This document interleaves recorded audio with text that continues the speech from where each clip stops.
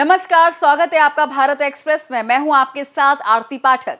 मुगल बादशाह अकबर ने दिए इलाही धर्म चलाकर सुलह कुल यानी सर्वधर्म समभाव की नींव रखी थी और फिर दीन इलाही भले ही ना चल पाया हो, लेकिन सुलह कुल का संदेश आगरा की संस्कृति में रचता बसता चला गया। इस परंपरा को नजीर अकबराबादी, मीर की मीर जैसे शायरों ने आगे बढ़ाया और तभी से आगरा को सुलह कुल की नगरी भी कहा जाने लगा। सियासत की बात करें तो सुलह कुल का सियासी अंदाज काफी निराला रहा है। फिलहाल लोकसभा चुनाव 2024 में चुनावी शोर उत्तर प्रदेश के आगरा में भी देखने को मिल रहा है। आगरा और फतेहपुर सीकरी लोकसभा सीटों पर नाम वापसी के बाद मुकाबले की तस्वीर साफ हो चुकी है। आगरा सीट पर बीजेपी, बसपा, सपा कांग्रेस गठबंधन के बीच त्रिकोणीय संघर्ष होना तय है, तो वहीं फतेहपुर सीकरी सीट पर निर्दलीय प्रत्याशी रामेश्वर चौधरी के पर्चा वापस नहीं लेने पर मुकाबला चतुष्कोणीय हो गया है। तो आज हम आगरा के चुनावी समीकरण को लेकर ही बात करेंगे। ताज नगरी का मैदान, दावेदारों में घमासान, बीजेपी बीएसपी गठबंधन, चुनावी जंग भीषण।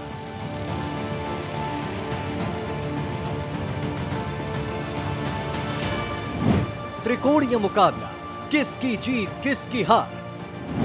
मुस्लिम दलित आबादी निर्णायक भूमिका निभाते।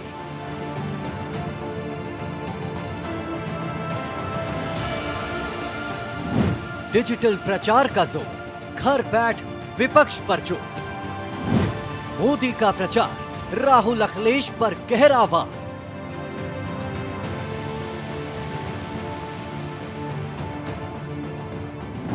लड़कों की दोस्ती खतरनाक, तुष्टीकरण आधार।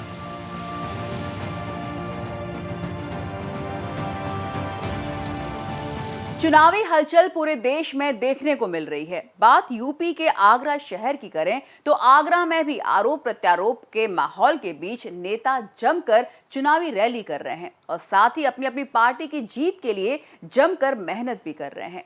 जाहिर है कि आगरा में तीसरे चरण में मतदान होंगे, जिसके लिए राजनीतिक पार्टियों की तैयारियां पूरी हो चुकी हैं। मौजूदा लोकसभा चुनाव में आगरा में क्या चुनावी समीकरण है, हम सबसे पहले इसको लेकर बात करेंगे। आगरा के जातीय समीकरण को लेकर बात करें तो सूत्रों के मुताबिक आगरा लोकसभा सीट पर करीब 19 लाख वोटर्स हैं, जो अपने सांसद का चुनाव करते हैं, पर कास्ट फैक्टर बड़ा असर डालता है। आगरा लोकसभा सीट पर 8,79,975 पुरुष वोटर हैं। महिला मतदाताओं की संख्या 10,57,617 है। वहीं थर्ड जेंडर के मतदाता लगभग 1000 के आसपास हैं। आगरा को दलित और मुस्लिम मतदाताओं का गढ़ भी माना जाता है। इस सीट पर करीब 37% मतदाता मुस्लिम और दलित हैं। आगरा में करीब 3,15,000 वोटर वैश्य हैं। अनुसूचित जाति के करीब 2,80,000 वोटर हैं। मुस्लिम वोटर्स की बात करें तो यहाँ करीब 3 लाख मुस्लिम वोटर्स हैं। 1,30,000 बघेल वोटरों की भी संख्या है। लोकसभा चुनाव को लेकर सभी राजनीतिक दल के प्रत्याशी चुनावी मैदान में हैं। आगरा लोकसभा से अगर प्रमुख पार्टियों के प्रत्याशियों की बात करें तो बीजेपी की ओर से मौजूदा सांसद और केंद्रीय मंत्री एसपी सिंह बघेल को मैदान में उतारा गया है। समाजवादी पार्टी की ओर से सुरेश चंद्र करदम चुनावी मैदान में है और बसपा की ओर से पूजा अमरोही चुनाव लड़ रही हैं। इसके साथ ही निर्दलीय प्रत्याशियों और अन्य प्रत्याशियों ने भी नामांकन किया है। आगरा सीट पर बीजेपी, बसपा, सपा कांग्रेस गठबंधन के बीच त्रिकोणीय संघर्ष होना तय है। समुद्र के तट से हम शुरू हुए, हिमालय की बर्फों तक हमारी यात्रा गई और यात्रा के अंदर से एक नारा आया, एक व्यक्ति आया दौड़ता हुआ, जैसे ये भीड़ है, उस भीड़ में से एक व्यक्ति आया दौड़ता हुआ, मेरे सामने खड़ा होकर ऐसे कहता है, राहुल जी मैं जानता हूं आप क्या कर रहे हो। मैंने पूछा भैया बताओ मैं क्या कर रहा हूं। कहता है राहुल जी आप नफरत के बाजार में मोहब्बत की दुकान खोलने निकले हो। तो वही फतेहपुर सीकरी सीट पर निर्दलीय प्रत्याशी रामेश्वर चौधरी के पर्चा वापस न लेने पर मुकाबला चतुष्कोणीय हो गया है। ऐसे में वोट भी बढ़ गए हैं, पर आगरा की जो तस्वीरें अभी तक सामने आई उसमें देखा गया है कि आगरा में सभी प्रत्याशी नामांकन पक्ष दाखिल कर चुके हैं, पर सड़कों से लेकर कॉलोनी और गांव तक चुनावी माहौल बहुत कम नजर आ रहा है। प्रत्याशियों के संदेश मतदाताओं के मोबाइल पर प्रसारित हो रहे हैं। ऐसे में साफ हो गया है कि इस बार चुनाव में डिजिटली प्रचार तेजी से हो रहा है। चुनाव के दौरान पीएम मोदी ने भी आगरा से जनसभा को भाषण दिया, जिसमें उन्होंने कांग्रेस पर निशाना साधा। जहां सैचुरेशन होता है वहां सभी हकदार को उसका हक मिलता है। हमारा सेक्युलरिज्म भी वही है कि बिना भेदभाव के लिए जो भी योजना जिसके लिए बने, बिना धर्म जाति भेदभाव सबको मिलना चाहिए। सच्चा सामाजिक न्याय भी यही है जब आप बिना भेदभाव, बिना अपने पराए, बिना रिश्वतखोरी सबका हक पूरा करते हैं, तो इससे बड़ा सामाजिक न्याय क्या हो सकता है। जब भारतीय जनता पार्टी के फतेहपुर सीकरी लोकसभा प्रत्याशी राजकुमार चाहर ने अपना नामांकन दाखिल किया, राजकुमार चाहर ने कहा कि प्रधानमंत्री नरेंद्र मोदी के नेतृत्व में जन कल्याणकारी काम हुए हैं। इसके अलावा समाजवादी पार्टी प्रत्याशी सुरेश चंद्र करदम पार्टी पदाधिकारी के साथ जिला मुख्यालय पहुंचे और अपना नामांकन दाखिल किया। साथ ही लोकसभा चुनाव में अपनी जीत का दावा करते हुए कहा कि इस समय जनता बीजेपी सरकार से ऊब चुकी है, लोगों को रोजगार नहीं मिल रहा है, शिक्षा का स्तर बिगड़ा हुआ है। हम सत्ता में आएंगे तो लोगों को रोजगार देंगे और शिक्षा के स्तर को सुधारने का काम करेंगे। समाजवादी पार्टी और विपक्ष का गठबंधन इस बार बड़ी जीत की ओर बढ़ रहा है और हमें पूरी उम्मीद है कि जनता हमारा साथ देगी और हम चुनाव जरूर जीतेंगे। फतेहपुर सीकरी लोकसभा सीट से पूर्व सैनिक और कांग्रेस प्रत्याशी रामनाथ सिकरवार पार्टी पदाधिकारी के साथ कलेक्ट्रेट पहुंचे और अपना नामांकन दाखिल किया। साथ ही लोकसभा चुनाव को लेकर चुनावी रण का ऐलान कर दिया। रामनाथ सिकरवार ने कहा कि मैं देसी आदमी और देसी बात करता हूँ, लोगों की उम्मीद और इच्छाओं पर खरा उतरूंगा। मैं पूर्व सैनिक हूँ, वर्दी पहनकर प्रचार करता हूँ। मैं आप सबको भरोसा दिलाता हूँ कि कभी वर्दी पर दाग नहीं लगने दूंगा और ना ही मेरे नाम के साथ जुड़े राम के नाम को बदनाम होने दूंगा। पहले अंग्रेजों का राज था, अब अंग्रेज चले गए और काले रह गए। अगर मैं सांसद बनता हूं तो काले अंग्रेजों पर काम किया जाएगा। आपको बता दें कि आगरा में तीसरे चरण में वोट डाले जाएंगे। अब हम बात करेंगे यूपी के आगरा शहर के चुनावी इतिहास के बारे में।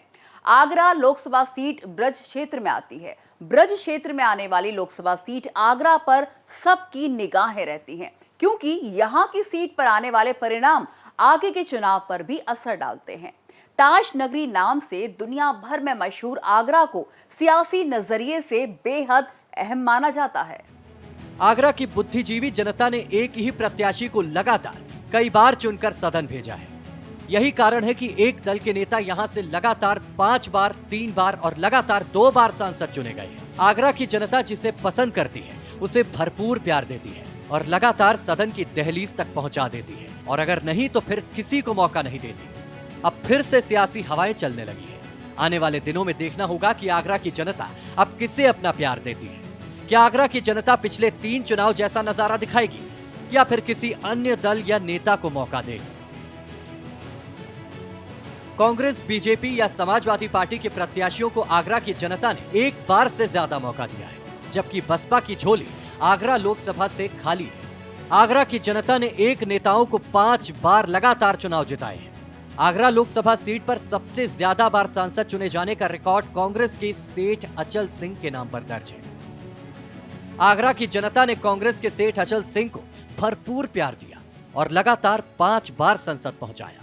साल 1977 के चुनाव में जनता पार्टी के शंभूनाथ चतुर्वेदी ने जीत दर्ज की और ये सीट कांग्रेस के हाथ से चली गई। साल 1980 और सन 1984 के लोकसभा चुनाव में आगरा की लोकसभा सीट पर फिर से एक बार कांग्रेस का कब्जा हुआ और निहाल सिंह लगातार 2 बार चुनाव जीते।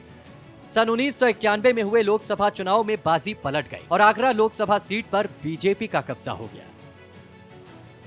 सन 1991, सन 1996 और 1998 में लोकसभा चुनाव में बीजेपी के भगवान शंकर रावत ने लगातार 3 बार जीत दर्ज की और आगरा की सीट पर बीजेपी का कब्जा बना रखा। आगरा लोकसभा सीट का समीकरण एक बार फिर से बदला। ये समीकरण तब बदला जब समाजवादी पार्टी ने सिने अभिनेता राज बब्बर को चुनावी मैदान में उतारा। सन 1999 में समाजवादी पार्टी ने सिने अभिनेता राज बब्बर को आगरा लोकसभा सीट से अपना प्रत्याशी घोषित किया और आगरा लोकसभा सीट पर राज बब्बर का जादू खूब चला।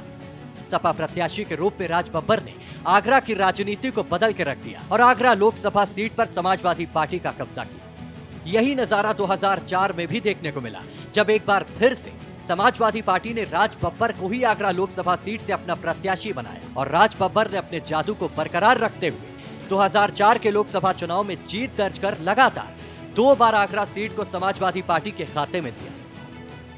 यह प्रश्न है, सटीक प्रश्न है कि मुकाबला किससे है।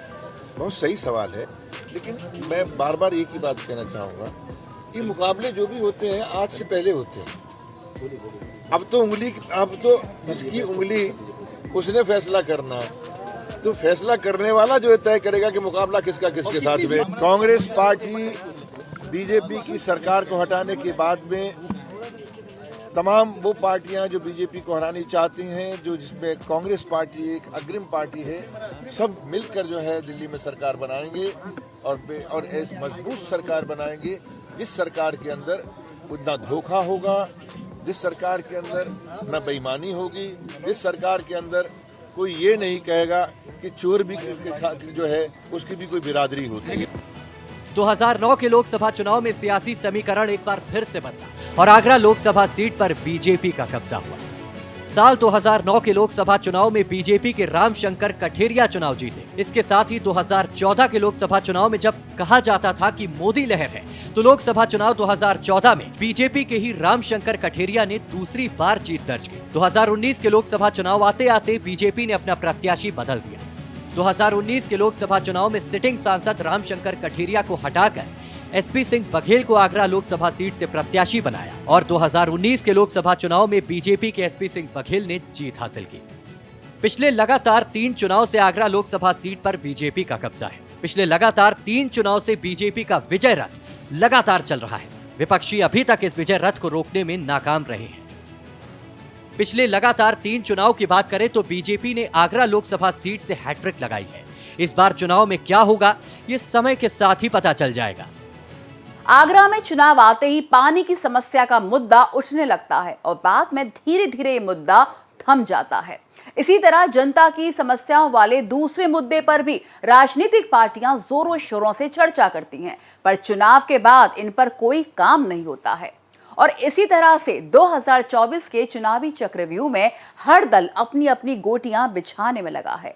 कहीं विकास के सहारे विजय गाथा लिखने की तैयारी कर रहा है, तो कहीं जाति के सहारे जीत का जुगाड़ सेट किया जा रहा है।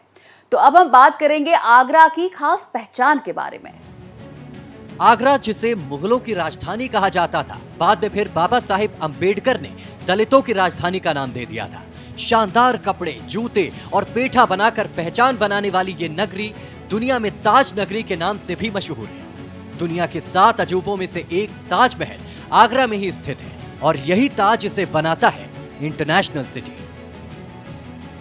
यूं तो मान्यता है कि आगरा महाभारत से मौजूद था, लेकिन इतिहास कहता है कि 1504 में इस शहर को सिकंदर लोदी ने बसाया था और लोदी वंश ने तब तक इस शहर पर राज किया जब तक कि मुगल बादशाह बाबर ने लोदी वंश की नींव नहीं उखाड़ी।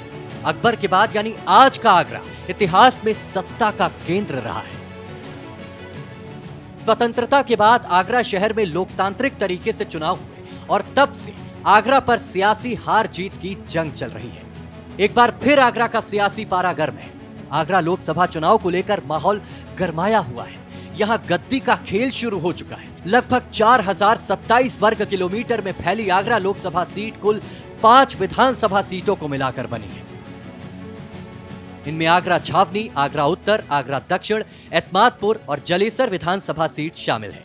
इन सभी विधानसभा सीटों को 2022 में भारतीय जनता पार्टी ने जीता था। यह इलाका बीजेपी का गढ़ है। आगरा लोकसभा की कुल आबादी में 71.25% लोग शहरी, 28.75% वोट ग्रामीण एरिया में रहते हैं। आगरा लोकसभा सीट का इतिहास काफी दिलचस्प रहा है। इस सीट पर कई बार उतार चढ़ाव भी देखे गए। हमारी इस खास पेशकश में फिलहाल इतना ही, लेकिन आप लगातार बने रहिए भारत एक्सप्रेस के साथ। नमस्कार।